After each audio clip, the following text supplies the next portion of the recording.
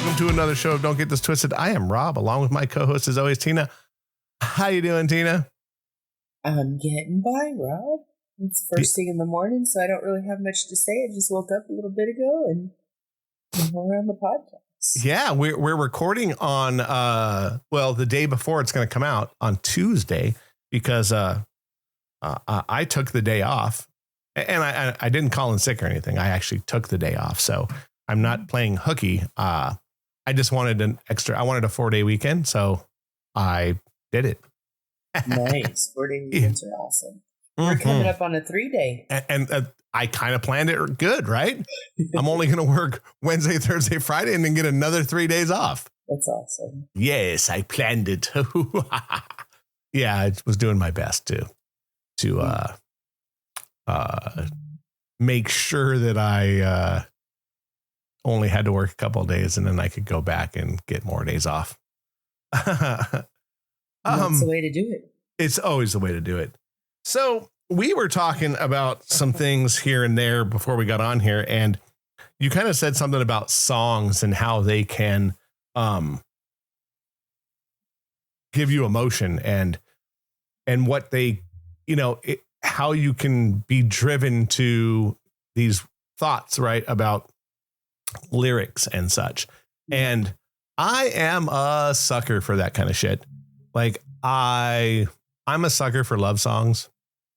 I think we come from the Coast 103 cheesy 80 love songs from right, like from love songs on the coast. Yeah, they still do that, by the way. I don't buy into it anymore, but do they really? Oh yeah, they still have. If you listen to the coast in the evening, they still do the love songs, and people still do dedications and wow. I mean, I'm assuming that I don't know if it's coast where I'm at. I'd have. Oh, it is over here. Oh, okay. Yeah. Interesting. I didn't know because I had known that it, coast has changed over the years. For people who don't know, it's 103.5 here in the Los Angeles area, but they have always been known for kind of, cheesy 80s love songs. Yeah. Well, and like just their regular format was always kind of soft rock or, pop songs. And then, and of course at like 7 o'clock at night, it just become like love songs on the coast, and they would play love songs until you fell asleep. Yeah. I used to listen to them to go to sleep every night for probably about 15 years. Yeah, me too. It was, and I think that, lyrics are an interesting thing because I think that a lot of people don't get the bigger picture. I think that, the people who write these songs, some are well written for them, right? Like, and I hate to shit on pop stars, but a lot of pop stars, they don't even write their own shit. Right. Like a lot of them don't. A lot of country singers don't write their own stuff. Like I would say most of them don't. Rock bands, although I heard even that is changing in today's landscape, for the longest time wrote their own songs. So lyrically, it's amazing how, someone can write a song about their personal stuff and it resonates with everyone. Yeah. And I know that probably has to do with us being human, and we all have a conscience, and we all goes through certain things in their life. I mean, it's just a part of life. So when they write about them, especially like love or breakups or losing someone or, major loss, that sticks with pretty much everybody. So we've all gone through it. Correct. And it's something that resonates deep in us, right? Like I can hear a song that was dedicated to me in high school. Mm-hmm. And it still resonates the same way with me today. Yeah. So it's definitely a interesting way of looking at things. Yeah. You know, because there are these small bits of information that are still locked away in our subconscious. Well, and it's a very personal thing, because normally, like, when songs will remind me of a person, whether I was dating them or we were friends. Like, I still hear a song that's rarely ever played, and it's not even a popular song. I guess it is for what it was, but not really in my group of people. But it reminds me of my friend in El Paso. And every time I hear the song, I want to send a text saying, "Hey, I was thinking about you. I heard a song that reminds me of you." And every time I've done that, he wrote back, "Is it this song or is it that song?" Because there was two that, like, really, one was, for him to, like, just keep going, because he was just going through the worst time of his life. And the song just talked about, just hold on, just give it another day, sort of thing. So, and then another one was a song that every time we heard it, we were like on the dance floor and going at it, and, just, I don't know, being kids, but not really kids, being teenagers, and just having that, like, best time party vibe. But Right. If I hear those two songs, one I hear often because it's just on my reoccurring playlist because it makes me happy. But the other one, when I hear it, it's almost like you need to call him, you need to text him, or you need to, something. and he knows without me saying what the song is. Like, it's one of these, and I don't know. I kind of like that, having that closeness or that bond, because we don't live in the same state. We don't talk every day. As a matter of fact, we could go years without talking. Mm-hmm. But those songs are always each other's memory. Right. And I dig that. I think the cool thing about those things, mostly like songs that you resonate with over romance, obviously, I think that there's a lot that goes with that. Years later, I'd got together with an old girlfriend and just happened to put on a playlist, like, of just 80s stuff, like not trying to, make anything stand out at all. Yeah. But all of a sudden we both found ourselves like, oh, remember this? And, oh, this was something that we, remember, and like those type of things. And it's interesting how quickly our brain goes to that time and place. Yeah. And it's like a snap. And when you're with the person, it's even weirder. Because like we talked about, like, oh, I remember this, or I remember like listening to this when we were together, or going to a concert, because we had gone to a concert together. And it just happened to be that a song from this guy came out. We went to a country concert at the Greek, actually. And it all of a sudden we were like, oh yeah. And we it was funny because there was a big country station here in Los Angeles that was pushing the concert at the time. And we were looking at our tickets on the map, and we were like pretty far up, but like decent. And we're like, oh, we're going to sit here. And this guy walks up to us and he goes, hey, where are your tickets at? And we kind of showed him on the board, and he goes, hey, do you want our tickets? And I was like, we're like, sure, whatever. And he goes, well, I'm Sean Parr. And he was the DJ of the radio station. Yeah. He's like, he goes, here, you can have our seats. Cause obviously they had passes or whatever. And he goes, cool.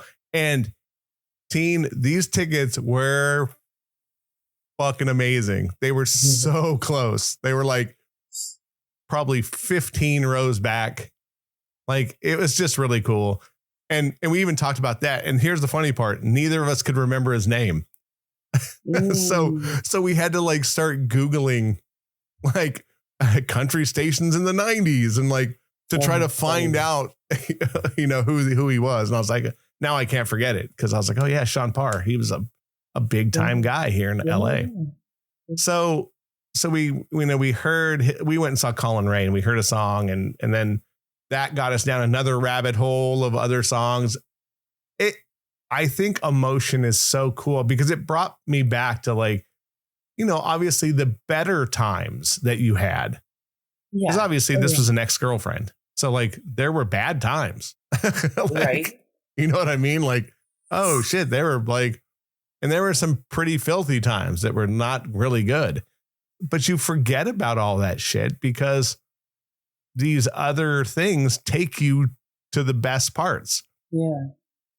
And, you know, the best part too is it's not just romance, at least for me. Like I can hear a song that takes me back to my best friend who lived right next door to us. Yeah. And I remember laying on his brother's bed and, you know, he had a record player and hearing a song that ended up becoming a huge hit way beforehand because it was on Guns N' Roses' first record.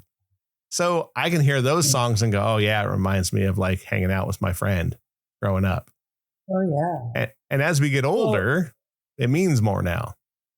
It totally does. Well, the reason that we even brought this on was, you know, talking about emotions and things that get away from you. Like I was on my trike and I was riding with a friend. He has his own trike and he was ahead of me and he listens to his music now. We used to ride together when he didn't have one. So I would just put on music that he liked, which was fine because it was almost like it became our playlist for riding. And then so I'm on my bike and I'm following him and I have on goggles and then I have my head mask that goes over it to save my face. And man, you look, I'm sure you look all cool too. I don't know. I wonder, like, do I look like a guy on it? Because I'm not a small person, but I always think, do I look like a guy? Because I always tie my hair up. I always like wear flannels and big sweatshirts and I don't know. That's just me. I already told you there's no way. Well, I hope so. Because of your curvy, like you being a man, I'll tell you right now, I can tell unless it's just a girl who's built like a board. And I'll tell you, I've seen a lot of women on motorcycles, mostly where I live. You can tell. Okay, there's no doubt. That's always a worry when I get dressed. I'm always trying to wear like really girly colors or do something like I even tied a ribbon in my hair and like had the ribbon go down a braid because my hair is really long right now. So I try to do things to not look like a dude, you know? Right. So anyway, I'm driving down this road in the middle of freaking nowhere. And when I'm on the bike, my brain wanders. It goes to places that like it doesn't normally go to because there's so much distraction normally in my world that I don't have to think real hard. You know, there's always something to focus on. And there was a song that came out. It was a Billy Ray Cyrus and a Miley Cyrus song. And my daughter brought it to me like way back in the day, when she's probably about 17, I would say, when it came out. Mm-hmm. And it was about her going away and him not wanting her to, you know, like going off to college and growing up or something, that sort of situation. And I kind of, you know, my daughter and I haven't had the best relationship since she's left at 18. Mm-hmm. So I put this on an old playlist and forgot about it. Well, you know, I have my own music on, so I'm like, oh, I'm going to listen to this playlist, and I just let it run. And the type of playlist I have, I can't fast forward. So this song came on, and I've stayed away from it for 15, 16 years. And all of a sudden it comes on and I just the waterworks start. I just start crying. Like I couldn't keep the emotion down. And here I am, you know, I'm riding. You need two hands when you're riding a bike, but thank God I have cruise control.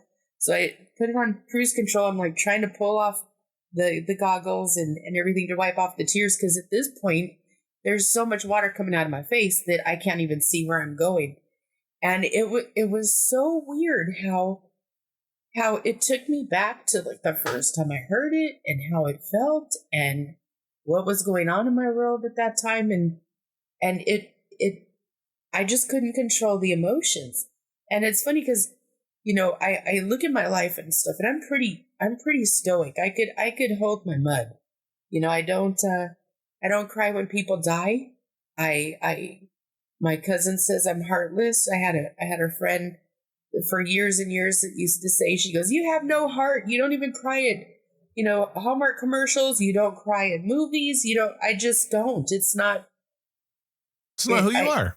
It's just who I am. But this one song, like, really, it cut me back, and I was like, fuck. So I get off. We pull over not too long ago, and I needed to. And I wear a full face of makeup every day, always do. And he looked at me and he goes, "Fuck, Teen, what the hell's wrong with you? You look like you're sweating up a storm." And my makeup was all over, and I had to tell him. And he's not a warm fuzzy guy, like he's just not, you know. So he goes, "Are you okay?" And I always tell him, "Do you need a hug?" And I don't need a hug. That's always what we talk about. Like when he's having a hard day, I just always try to tell him that because it pisses him off. I'm not doing it to be nice, but I'd hug him if he wants to. But it's more me just giving him a hard time when he's frustrated. But he's all, "Do you need a hug?" And I'm like, "Yeah, I do." Like, and so we had a whole conversation about this, and we ended up stopping and having a drink at like 10 o'clock in the morning because he's like, "Let's just go talk. You don't normally want to talk about things, and I haven't heard this story. Let's go talk." So we found this little rock building with these big stones making up the building, and I had the best Bloody Mary of my life. But the funny thing is, and we shouldn't have been drinking. We sat in the bar for like 2 hours, but it was amazing how, you know, when you think that you don't have feelings towards something, or not that you don't think you do, but it doesn't come to mind. Yeah, they're dormant. And how something could just trigger like this whole set of emotions. You know, like the person that I ride with all the time, he doesn't know Tina as the mom. Right. He knows Tina as he'll tell me, he goes, "You're a badass bitch. Like, you ride a Harley, you command, you know, your space, you hold your mud with a bunch of men that are like, you know, hitting on you or doing whatever they're doing." And he goes, "And you walk in like you own the place." He goes, this crying thing. He goes, "I don't know this part of you. I don't," right. You know. And I thought about that. I wonder how many people don't know that side of me. You know, because it's been 15 years out since my daughter's been gone, and I haven't been with my ex in 6 years. So it's almost like these, you know, and because I lead such a like come and go as I please sort of life, I think people see me as somebody that's never had like real responsibility, you know, because yeah, that makes sense. Yeah, so it was an interesting conversation, but it was amazing how I think I have a good handle on who I am and my emotions and whatnot, but I didn't back there. Right. I think that I'm a lot of that kind of stuff comes out of nowhere. You know, we were totally talking before. We talked about it before we got on here. Like, what gets me is deaf people hearing for the first time, like videos like that, or military people coming home to their kids who haven't seen them. Mm-hmm. That is horrible for me. I've been at work and there was one that came on my phone, and I'm sitting there like trying to like not tear up at work, and you know the phones are ringing, and I'm like, hold on, I got to try to answer the phone. So there's certain ones that I just have to stay away from. Like, now I know not to click on them. Yeah, because it's not a good idea, because like those are like such heroing things, right? It's like when you see someone who's never heard before. And the baby ones are great because like they don't know, but the adult ones to me are like even better. Yeah. Did you ever see the one? There's one, I don't know if you've ever seen it. It's the girl it's on a Ring camera and she comes to her best friend's door and her best friend answers the door and she's like, "Hey, what's going on?" And the girl just hits the ground. She's like, and starts crying. She's like, "Are you okay?" She's like, "I can hear you." And she's like, "What?" It's such a great moment. I've never seen that one. It's a great one because it's like the girl just starts losing her mind and her friend's like, "Are you okay? Like what happened?" Like trying to find out what's going on. And she's like, "I can hear you." And she's like, "You can what?"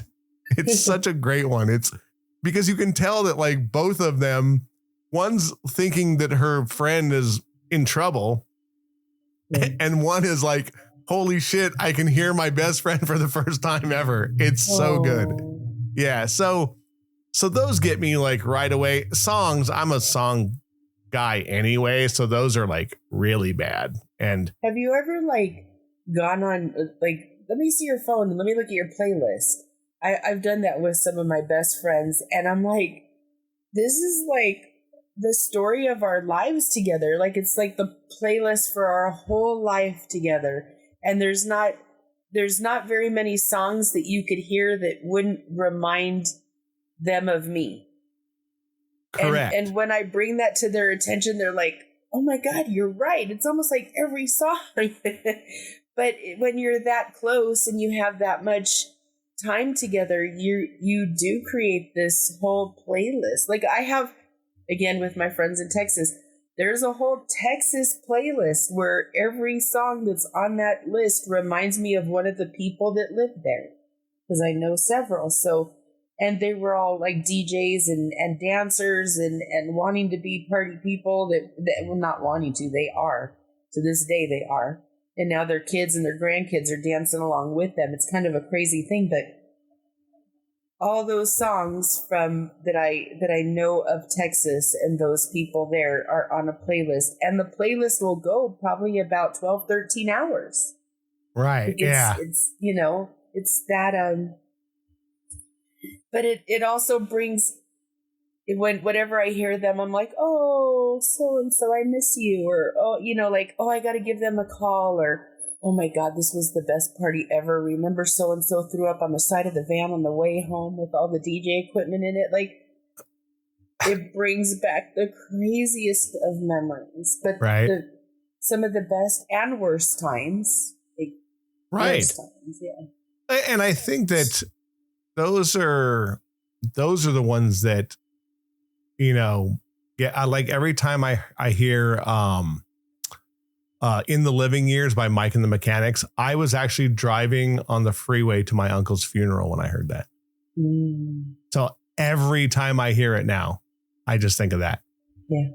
It's amazing. Like I again, like when you see your best friend, look at his playlist and see how much of that is memories with you. You would be so surprised. Like I didn't realize that it was like that, but I know all of my friends will say, "Oh, that song reminds me of you. Remember we did this?" And half the time I don't remember what we were doing. It didn't sit on my heart the way it did on theirs. You know? Correct. Yes. I think that like what you just said is even more awesome. Yeah.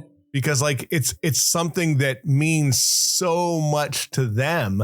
Yes. And you're just like, "Oh yeah, like I remember." Yeah, exactly. I was just doing a me thing. This is just what we do. Yeah. Yeah. You know, I didn't even think about it that way, but yeah, like, you know, it's kind of a weird, I'm big on music and stuff. And so me and my friends, we talk about music and we talk about things that we did, and songs will remind us of memories. So we're always talking about something, but, there's Rod Stewart is coming to, the Hollywood Bowl, and I got a couple of really cheap tickets because I don't want to see him. He's not good looking to me, but I loved his music because it was my mother loved his music, and I can Right. remember dancing in the kitchen with her throwing something at me and saying, "Hey, turn that song on again," or, just, I have really good memories of that. So I bought tickets to go see Rod Stewart, and I told my friend that I ride with, because he's going to go with me. I said, I may be having more moments where I'm crying because these songs remind me of my mom. And he's like, well, thank God you told me ahead of time, because I was worried about you. This isn't like you to show a girl emotion while we're on the bike. So I'm excited to go and do that. It's in a couple of weeks. It'll be a good show. I think concerts for me, speaking of, when I hear songs on the radio or, on a playlist of bands that I've seen and people that I've gone with, those are also unforgettable moments. Like those take you back to being like, oh yeah, like that's crazy. And a lot of them too, like for me, are good because it's like my son. I went with my son to a bunch of stuff. Yeah. So, there's so many emotions in art, like even pictures, and I mean like paintings or TV shows or movies too, like movies where there's a plot of a movie that reminds you of someone or something or a time and a place. There's a guy that I work with. He's 10 years younger than me. And matter of fact, we were born on the same day. His birthday and mine are the same. We were talking, and then there's another friend of mine I work with. We were talking about cool movies, and you don't realize that some people may not have seen them. Yeah. Right. This guy is 10 years younger and he's never seen The Breakfast Club. Wow. And me and my buddy are trying to tell him this is a great film and blah, blah, blah. And then I started thinking, although he's 10 years younger and he would get it, young people will not get that movie because there's no phones in it. They have to go to detention. It's such a movie based on a time period. Absolutely. Where and we grew up in we really did grow up in an amazing time, and I know most people say that about their upbringing, childhood. because it is different than it is now, or whenever they're talking about it, it's totally a different world. But those movies of that time was very reminiscent of how life was with everybody across the board. It's such a, I don't know, it just kind of stops you, because it was definitely relevant, but we lived it and we enjoyed it. I don't know, we just enjoyed it. We just had fun with it. We just took it all in. Those movies are hilarious though. Correct. And they do make you think back to when you were young. I also think that when people talk about we grew up in the best times, yes, it's really easy to be the guy who says that we did, right? Although the 80s and 90s arguably are the best times, only because life was fast, but it was simple. We had, I couldn't imagine growing up in today's world. Everyone has a camera. Everyone, information is so easy to get. There was no being secretive or being under, not under lock and key. We had it great, man. We could go out and literally our parents didn't want us home until after the lights went on. Yeah. They were wondering why. If I came home, they were wondering why. Why are you home? It's that's so odd. Where now, like parents, they got you like you are strapped in. You can't go. They got Life 360. You're never getting past anything. You're never going to have secrets of your own because they know exactly where they're. Here's the flip side. You know where your parents are. And people will check, why are you over there? What are you doing? I'm like, your kids are asking you that? Like, you could give a shit when we were younger, first off. Yeah. And second of all, like, parents didn't want to tell us what they were doing. I remember my parents used to say they were going to Cucamonga to go bug hunting. Where are you going, Cucamonga? What are you gonna do? Bug hunting? Like that? They never told us where they were going or what they were doing, and now kids are like, "You're going where? Why are you over at so and so's house?" I'm like, right.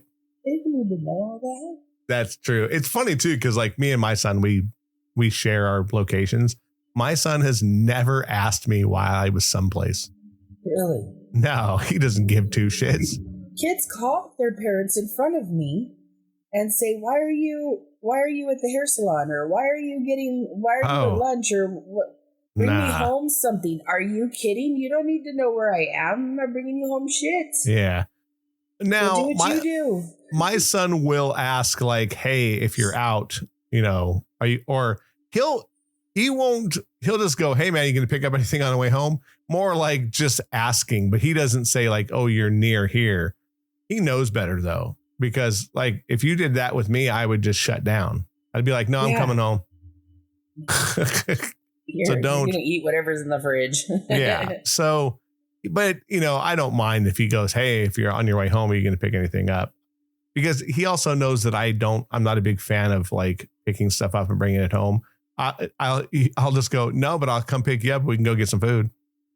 Yeah. So he just knows how to work you a little bit. Yeah. But he also knows that like, because if he's being lazy and doesn't want to leave the house, I don't care. Because I prefer like really hot food. I like my food to be, you know, hot. Yeah. So I don't want to bring it home and have cold French fries.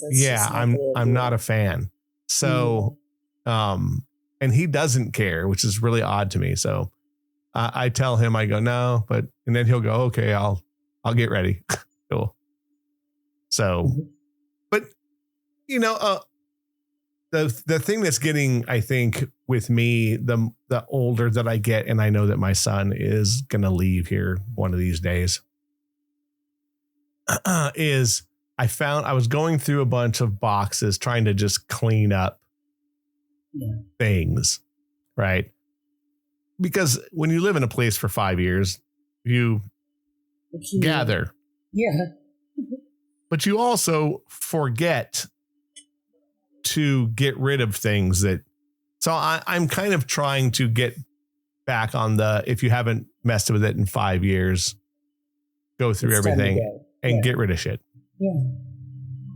But now that I know that he might be leaving within the next, year, I've started going through things and finding things in boxes. And now I'm making him a box that he can take with him. And I found a keychain that my ex-wife got me.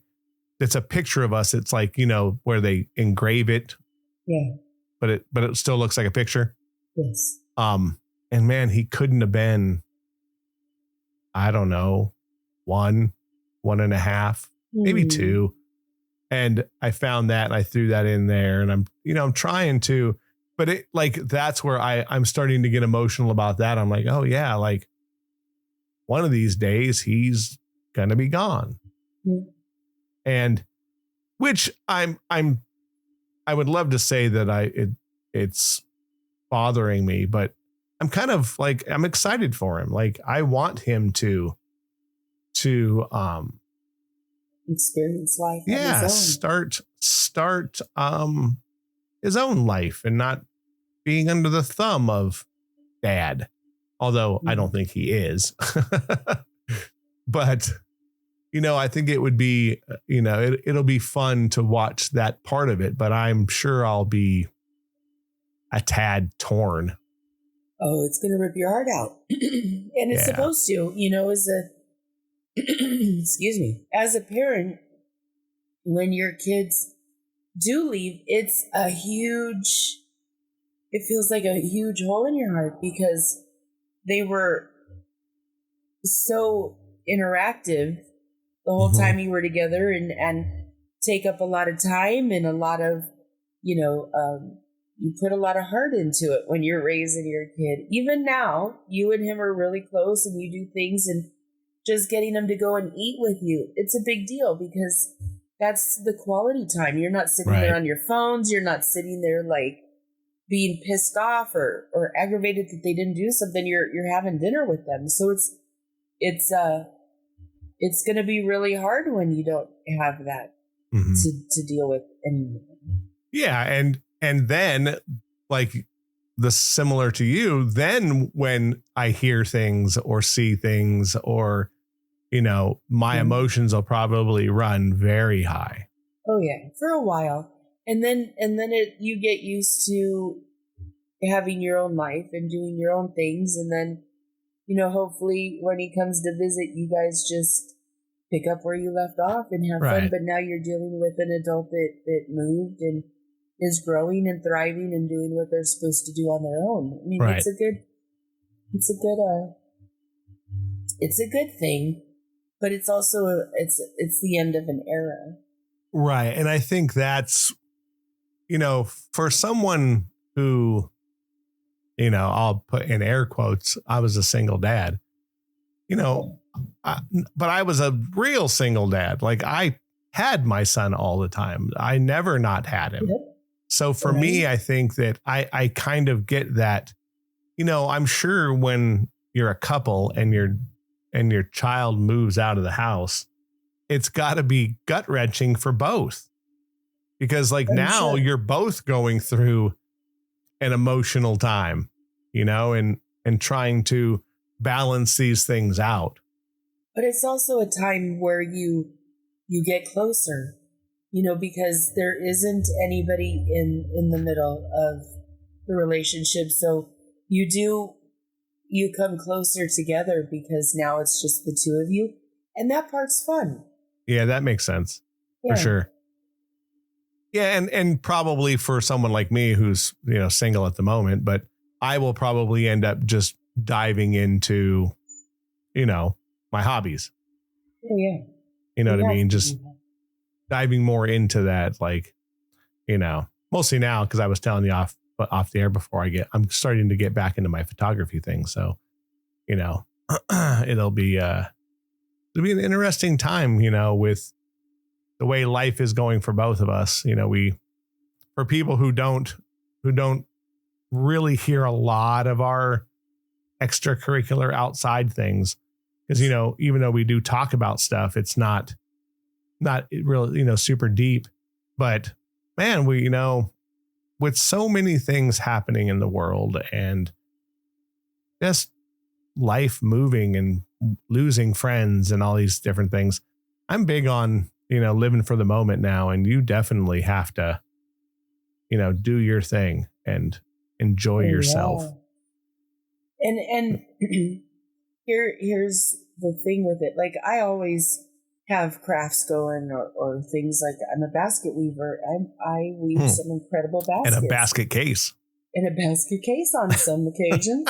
But and the one that everybody comes to. So that's even worse. Like I know. Everybody comes to me for advice and my one friend says, well, Teen, you've lived it. So why wouldn't we? No, it's true. I am kind of a basket case at times, like crying on the road on my Harley. That's one of them.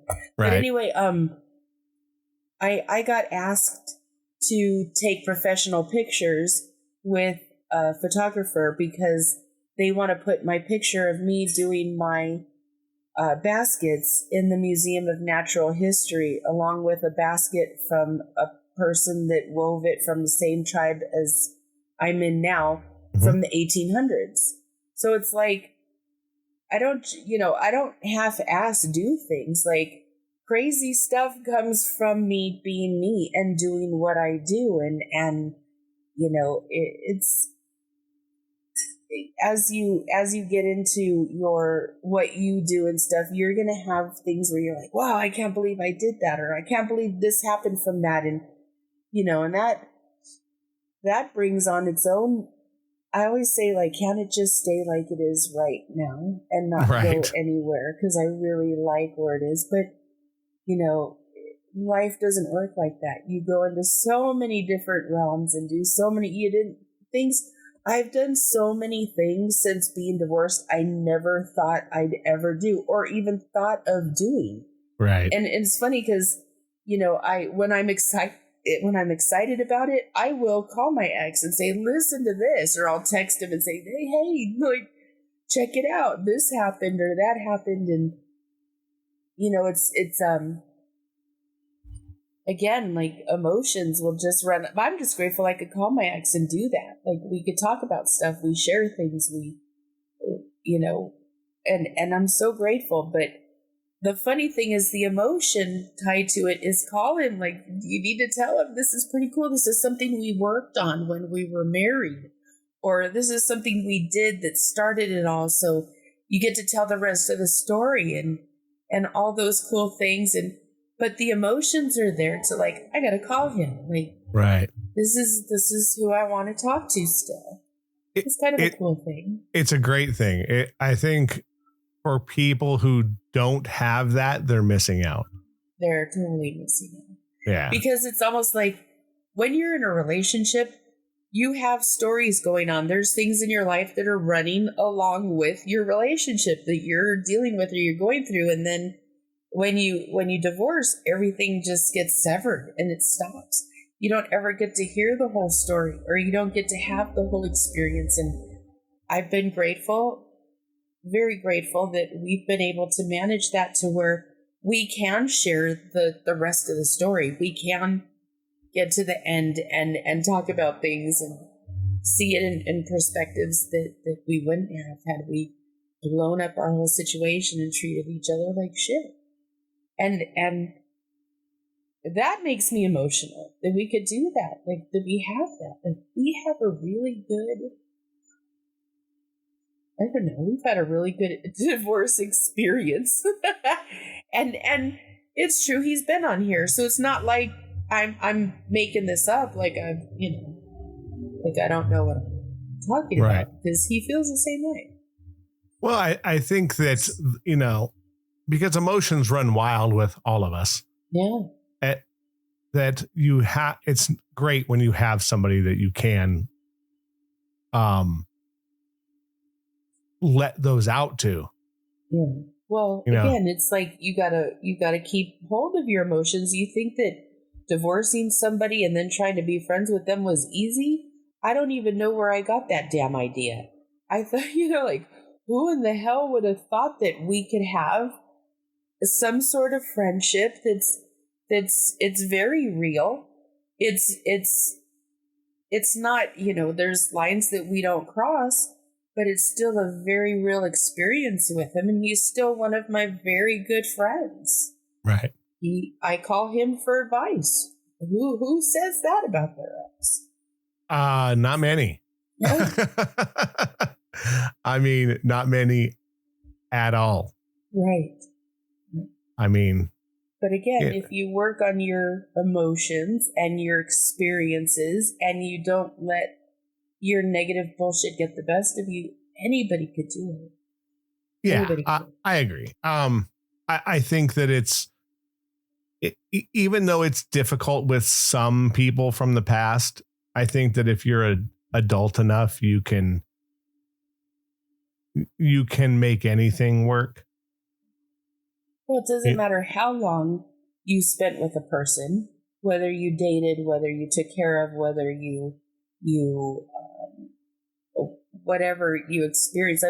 Our experience comes from spending time in an art class, and we still haven't been able to get away from it. You are still my friend from that point. Right, exactly. So it's like, you have to think, like, these people are a part of your story. Do you keep them or do you throw them away? There are people I've had to throw away, and I want them to stay away. Absolutely. They didn't feed my soul the way that they should. The way I would have liked them to. Well, because they hit a different emotion. Yeah, But you know what I mean? I know that's a shitty way of putting it, but it's totally true. And it doesn't make me want to go back to that, but they're still woven into my story. They are the other side of that story. They're the precautionary tale. Yeah. They're the one I had to get over. And we all have precautionary tales. Right. Every single one of us has a precautionary tale. Because I've got a shit ton of them. Yeah. Well, trying to be nice. I think a lot of us have a shit ton of them.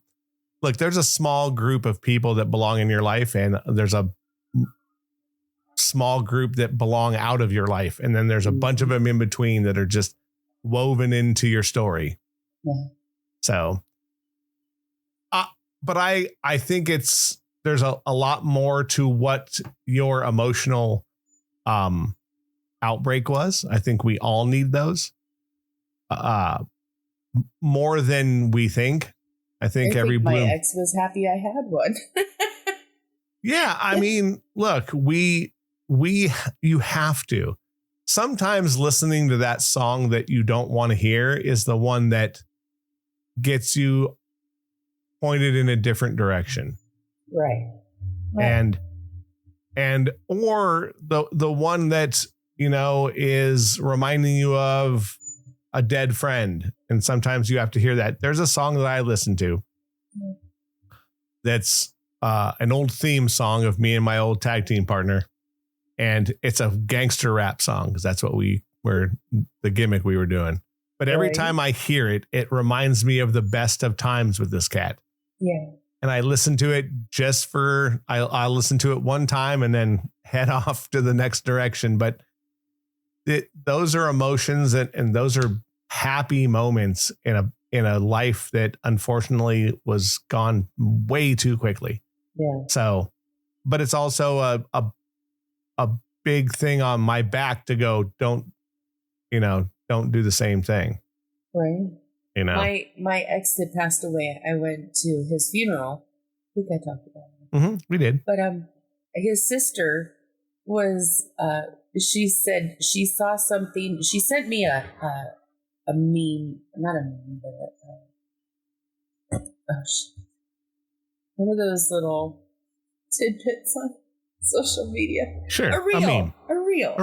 Okay. And it had reel. songs on it from back when I was dating her brother. And she said, these are the songs that remind me of my brother. And then I said, oh yeah, those are really good ones. I remember we went here and we did this and we went there. And I had like the memories were there.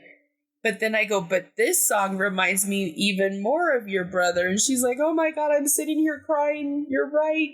You love that song. And I got to say, I'm so grateful to still have her around to do that with, because not a lot of people remember my boyfriend from when I was 16, 17, 18 years old. Like they don't remember him. Exactly. So I could tell the story to you and you see his face and you knew how we were. So you get it. But how many people can I do that? There's not really that many. Correct. There's a very small amount. Trying to tell the guy that I ride bikes with what is happening. He has no vision of what it is. It's just Tina telling one of her stories, and he says, oh, here we go, a long-winded version of Tina's life, and we talk shit about that, and but it's true, like talking to her and having her, she's going through it, so being there for her and being there for me, because he was a big part of my life. It's kind of cool having her back. It's like, right.